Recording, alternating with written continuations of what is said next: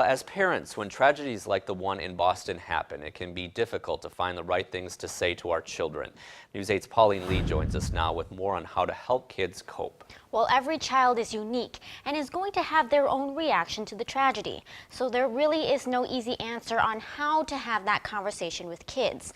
But listening to what they have to say and focusing on the positives can be a good start. Judy Swift's students at Northwoods International Elementary School in La Crosse wanted to start class off a little differently. They said, "Mrs. Swift, did you hear the news about Boston?" And I said, "Yes, I did. Let's talk about that." As both a parent and a teacher, Swift says it's hard to find the right things to say to children about such a tragic event.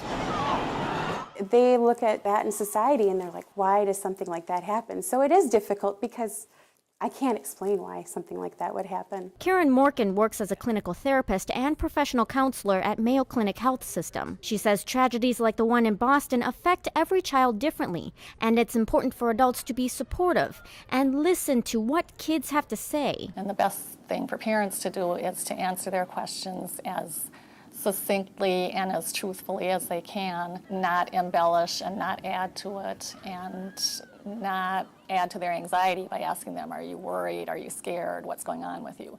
Let the child bring it to you. Swift found inspiration for her classroom conversation through a quote she saw on Facebook. We talked about Fred Rogers' quote about we need to look for the positive and the helpers and who's helping and look at how many people are helping. And by focusing the conversation on the police, the paramedics, and the people watching who rush to help those injured, she hopes her students will one day be positive role models too. I'm hoping that they are going to become the positives, that they're going to be compassionate and persevere during hard times.